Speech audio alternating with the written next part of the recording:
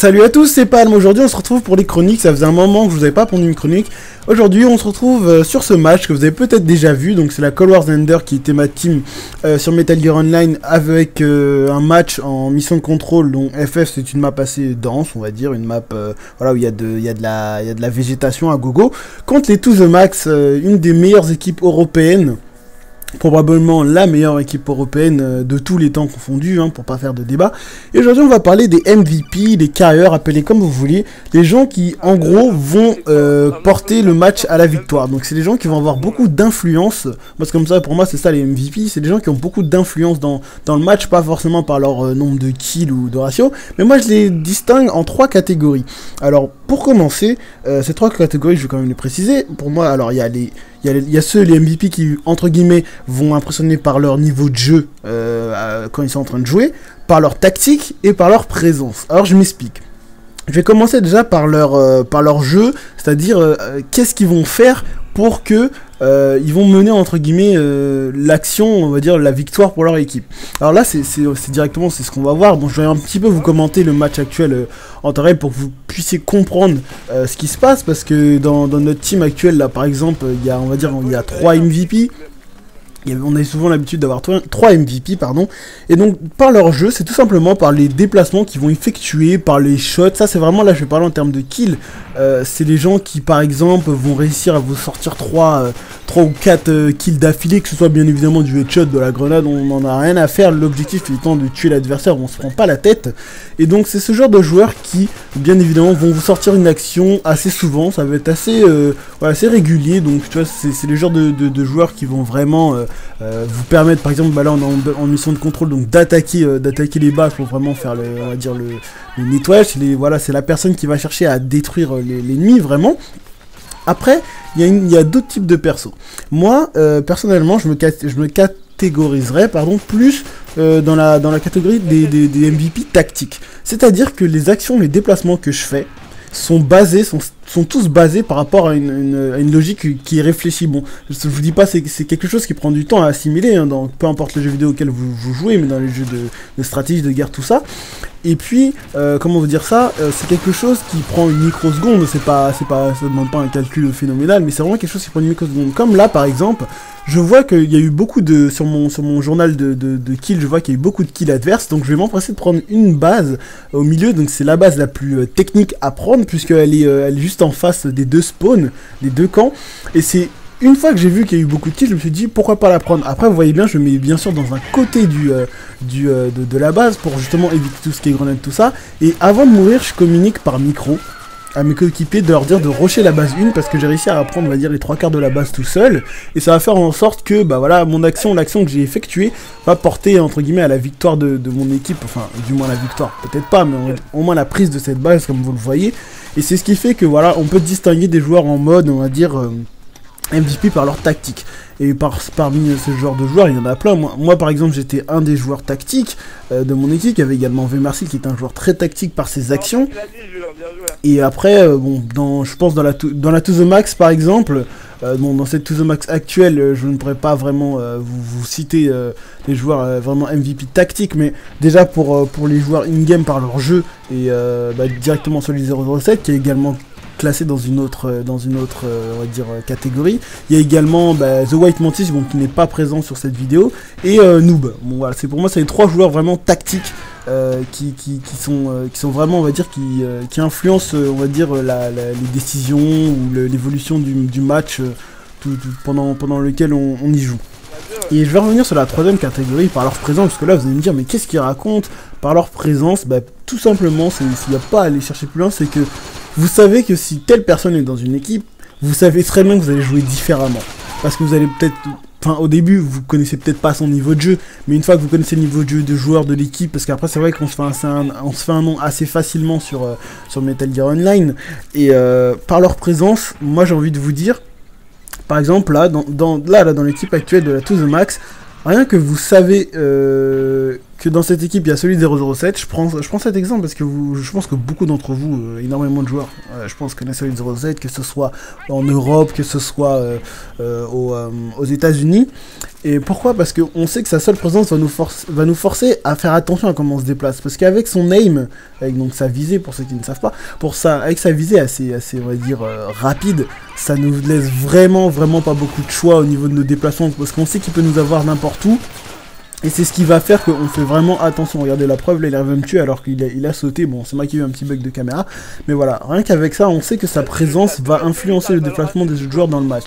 Il y a également dans mon équipe, à l'heure actuelle, pardon, il y a Daking, qui je sais, c'est pareil, que ce soit en bien ou en mal, hein, bien sûr, hein, je tiens à vous le dire, que ce soit en bien ou en mal, il y a des joueurs qui influencent par leur présence, parce qu'après il y a toujours, vous savez, le problème du lag, de ceci, cela dans Metal Gear Online, c'est quelque chose qui est assez récurrent, qui est assez fréquent. Et donc, rien que par ça, même par exemple l'exemple de Yulia Beckham, il y en a plein, on peut en citer plein de joueurs, c'est comme RJ, il y en a vraiment beaucoup. C'est des joueurs qui, quand on sait qu'ils sont dans la map, on sait que ça va être un match difficile et on va pas jouer pareil qu'à l'habitude avec les niveaux qu'on peut rencontrer des joueurs lambda sur une map. Et donc voilà, le match touche à sa fin et comme vous pouvez le voir quand je vous parlais des MVP tactiques, moi j'ai pensé à prendre des Minsomni, voilà, pour couvrir la base et j'arrive à faire deux stuns grâce à ça. Donc ça c'est le genre de tactique que vous voyez qu'ils ont pas permis à la victoire, j'irai pas jusque là, mais c'est une action tactique qui a permis de couvrir la base tout en permettant de ramener des points à mon équipe. Le round 2, si vous avez bien compris, si vous avez bien assimilé tout ce qui touche au carrière, au MVP, je vais vous parler du round 2. Le round 2, je vais le commenter en direct pour vraiment que vous puissiez comprendre les actions effectuées. Je vais vraiment vous faire une analyse bête et méchante de la map. Vraiment une analyse bête et méchante, il n'y a rien de plus. Alors ça commence très vite. En général, quand vous jouez en base, maintenant les gens ils ont pris, bon maintenant c'est vrai que je parle quand même parce que ça reste du passé, hein. Pour ceux qui ne savent pas, ce jeu a quand même fermé ses portes il y a un an maintenant, quasiment un an. Mais vu qu'on a eu tout ce qui est nouvelles de Ground Zero, de MGS, de Phantom Pain, tout ça, on laisse croire, enfin on se laisse rêver pour qu'il y ait peut-être un MGO3, je pense qu'il y en aura un, mais on sait pas vraiment. Bon bref. Donc comme je vous disais, la base en général ça se situe, on a tous des objectifs précis, on a par exemple une chose que je vous ai pas parlé, que je pense que je ferai dans une autre chronique, pardon, ce serait vous parler des armes, les armes utilisées dans le jeu. Et là pour ça je ferai peut-être une petite séquence de plusieurs gameplays, de plusieurs joueurs différents pour vous montrer quelle arme est attachée à quel joueur. Parce que chaque joueur joue différemment, mais vraiment, chaque joueur joue différemment, chaque joueur a son arme de prédilection, même si vous savez que la M4 est une des armes qui revient le plus, parce que voilà, elle coûte pas assez, elle coûte 2000 et que voilà, elle est pas très chère, et que on va dire c'est l'arme de base, hein. Et bon, je vous ferai une autre chronique certainement pour vous parler des armes. Donc, pour revenir au match, c'est un match qui est assez serré, parce que je vous rappelle qu'il y a quand même deux grosses équipes qui s'affrontent. Et le souci, ça reste toujours cette base 1. Cette base 1 qui est la base. Cette base 1 qui est la base. C'est con à dire, mais c'est ça. C'est cette base 1 qui est la base du niveau. Parce que c'est vraiment, ça vous permet de spawner sur ce checkpoint, entre guillemets. Et du coup, vous allez pouvoir après dispatcher votre équipe comme bon vous semble. Toujours la même tactique, toujours se mettre dans un coin, voilà, et en plus ça a fonctionné, c'est parfait. Et donc après, parce que quand même, pour vous dire, il reste 3 minutes de gameplay, et soit vous avez la possibilité de gagner directement en prenant les 5 bases, ce qui est vraiment très dur à faire quand il y a deux équipes de haut niveau. Ça demande une grosse compétence tactique du leader qui justement est une forme de MVP. Le leader en match vous permet également de, comment dirais-je, vous permet de structurer vos attaques, vos actions. Je sais pas si on peut vraiment des attaques, je sais pas si c'est le terme employé, mais c'est vrai que quelqu'un qui lead la team, parce que ça, on dirait pas, mais ça va à haut niveau, vraiment, ça va très vite. Je pense que beaucoup d'entre vous qui ont joué au jeu savent que ce jeu est un jeu quand même assez rapide et qu'à haut niveau, les décisions, les actions qu'on va prendre sont peut-être décisives, mais vraiment décisives, dans le sens où, par exemple, ne pas prendre telle base en premier peut influencer, mais il faut vraiment réagir très vite dans le jeu. C'est ce qui permet, entre guillemets, de prendre l'ascendant sur son adversaire. Et là, justement, c'est là où on se retrouve dans des situations de difficulté, parce que Si on spawn là, à l'heure actuelle, si on spawn, voilà, on peut spawner qu'au milieu à la base 1, sauf qu'ils ont la base 3 et la base 5 qui sont près de notre spawn. Donc vu qu'on perd la base 3, pardon, là il nous fallait absolument récupérer la base la plus proche de notre spawn. Et ce qui est impressionnant, regardez pour dire à quel point c'est tactique, c'est que tous les joueurs de la team, sans même utiliser de codec, vont tous voilà, on va tous se rejoindre sur cette base parce qu'on sait que c'est la base primordiale, on sait que c'est celle qu'il faut absolument pas perdre si on veut espérer avoir une chance de l'emporter sur nos adversaires. Donc ce qui est j'aurais pu vous parler en plus quand même par rapport au MVP, ce sont les personnes qui ont des actions coordonnées.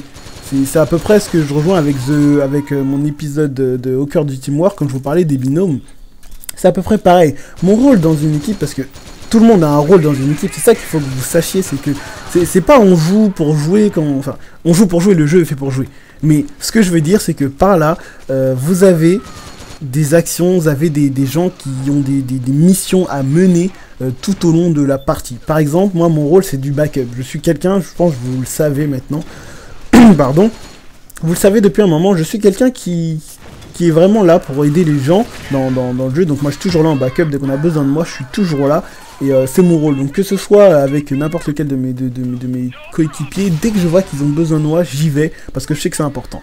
Mais là, je vais revenir au match, parce que là, c'est là où vous voyez, on est en train de perdre, mais l'action tactique que je vais prendre, c'est pour ça que je vous parlais des MVP tactiques, c'est maintenant. Je fais exprès de prendre du délai sur ma base. Pourquoi ? Je fais exprès de prendre du délai pour ma base pour attendre le moment opportun pour aller rusher. Il y a eu un seul kill sur le journal du chat, et qu'est-ce que je fais ? Je vais rusher leur base la plus proche, parce que eux, qu'est-ce qu'ils sont en train de faire? Ils sont en train de défendre. Et là, je la prends pas tout de suite. J'appelle au micro un de mes coéquipiers, bien évidemment celui avec qui je m'entends le mieux, parce que je sais que c'est celui qui réagit le plus vite. Et c'est là, à 18 secondes de la fin, on entame de prendre la base. Parce que voilà, on sait très bien qu'ils sont tous en train d'avoir du délai de spawn, on sait qu'ils sont en train de défendre les bases les plus évidentes, mais aucun d'entre eux, de l'équipe adverse, ne se doutait qu'on allait prendre la base la plus proche. Et c'est grâce à cette, vous voyez, cette petite action tactique qu'on remporte le match à 3 ou 4 secondes de la fin. Voilà, et on savait très bien que c'était fini pour eux. Et vous voyez, c'est ça. Moi, je trouve ça magnifique, c'est exactement ce que je vous parlais, c'est que ça vous permet vraiment, les actions tactiques, les MVP vous permettent de remporter des matchs, et ils sont très importants. Bon, après, le MVP peut changer, c'est pour ça que souvent en anglais on dit plus les carrières que les MVP, mais c'est vrai que les MVP peuvent changer au fur et à mesure des matchs, des modes de jeu surtout. Par exemple, vous avez des gens qui sont plus spécialisés en sauvetage, comme moi, qui suis beaucoup plus spécialisé en sauvetage. Il y en a qui sont beaucoup plus forts en match à main en équipe, au sniper, ou ceci, cela. Mais voilà, les prochaines chroniques vont porter sur les armes. Je pense qu'ils vont porter sur les armes et aussi sur la tenue. La tenue qui, je pense, est quelque chose que vous vous attendez pas du tout. Mais c'est entre guillemets la notoriété du joueur. Voilà, j'espère que vous avez apprécié. N'hésitez pas à commenter, à me dire ce qui allait pas pour m'améliorer dans les prochaines vidéos. Et je vous dis à la prochaine chronique. Allez, à plus, ciao!